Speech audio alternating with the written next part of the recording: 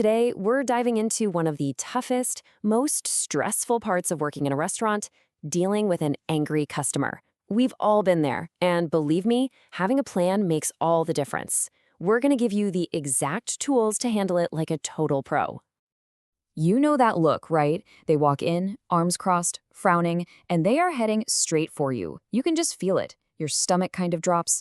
This is that moment where having a script isn't just a nice idea, it's absolutely essential.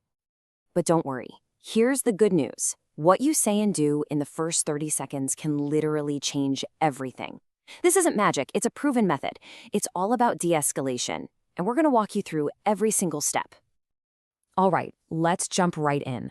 We're going to look at a super common situation, a reservation mix-up on a crazy busy Friday night.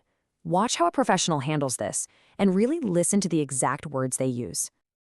Okay, so right from the start, look at that response. It's immediate, it's polite, and it's all about action. That simple phrase, right away, is so powerful. It tells the customer, you are my number one priority.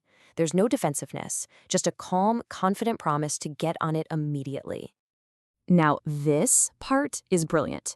It's like a 1-2 punch of apology and validation. First, you get that formal, sincere apology the second you find the mistake. But then, you validate their feelings. I completely understand your frustration. You're showing empathy, not putting up a fight. And here's the pivot. This is where you shift from just feeling their pain to taking action. Let me fix this for you immediately. What a powerful promise, right? Then you manage the space. Asking them to have a seat gets them out of the doorway and gives them something to do, which actually helps calm people down. And this is so key. The resolution isn't just one thing, it's two. First, there's the solution, getting them seated. But then there's the compensation, the complimentary offer. That combination doesn't just solve the problem, it completely transforms the experience from negative to positive. They leave feeling cared for, not just dealt with. Okay, let's break down those 7 key phrases we just heard. Understanding why they work is the secret to making this script your own and really mastering these tough situations. So your first couple of moves are all about taking control and showing respect. Right away signals urgency and puts you on their team from the very beginning. Then I sincerely apologize. This just carries so much more weight than a quick sorry. When the problem is serious, the apology needs to feel serious too. Next, you build that all-important bridge of empathy. When you say, I understand your frustration, you're telling them you get it, but you're absolutely right to be upset. Well, that's a game changer. Think about it. An angry person is expecting a fight. When you agree with them, you just completely disarm them. The tension just evaporates. You've joined their side. Okay, but what if the customer is just plain wrong? This is a really important distinction. You never want to agree with something that isn't true. So you make a tiny change to the words. Instead of you're right, you say, I can understand why you're frustrated. See the difference? You're showing empathy for how they feel without agreeing with the wrong facts. It's subtle, but it's crucial. Now we're back to building the solution. Phrase 5, let me fix this for you immediately, is just packed with power. You've got fix, you, and immediately. It's all action. Then phrase 6 physically de-escalates things. Seriously, just getting someone to sit down is a proven way to help them calm down, and it moves the whole interaction to a less public space. And finally, the gesture of goodwill. Offering something complimentary. It just sounds a bit more professional than free, doesn't it? This is the final step. It's a real, tangible apology that says, we value your business. And it's what turns a bad memory into a surprisingly good one. So we've talked a lot about what to do. Now let's flip it and talk about what not to do. Avoiding these 5 common mistakes, I call them the amateur's trap, is just as important as knowing what to say. The first 2 mistakes are all about ego. It's so tempting to get defensive, right?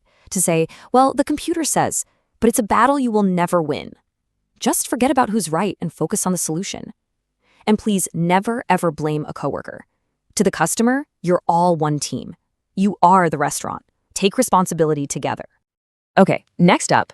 Don't over-explain and don't disappear. Long-winded explanations about computer glitches just sound like excuses to an angry customer. Keep your words short and to the point. And the worst thing you can do is walk away and leave them standing there. Silence makes people anxious. Just say, I'll be right back in 2 minutes. It manages their expectations and shows you respect their time. And last but not least, remember your body is talking too. You can say all the right words, but if you're sighing, crossing your arms, or avoiding eye contact, you're sending a totally different message.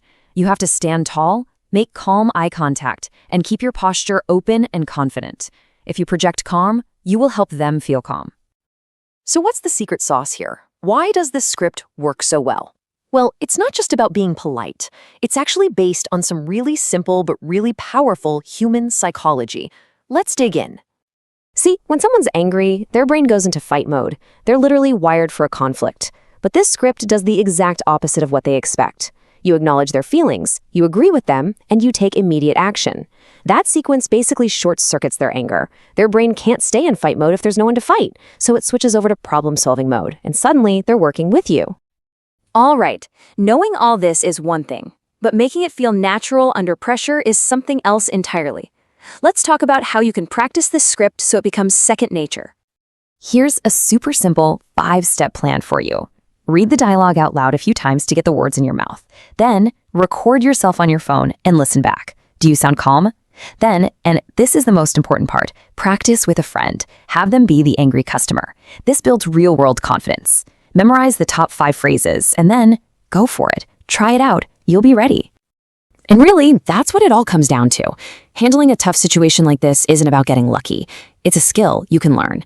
By mastering this script, you're not just putting out a fire, you're turning a moment of extreme stress into a masterclass in professionalism, and you might just turn that angry customer into one of your most loyal regulars. Hey, if you found this explainer helpful, the source material actually comes from theeslroom.com. They have a ton of other guides and even a full video course on restaurant English. We've dropped the link in the description for you. Thanks so much for watching this explainer.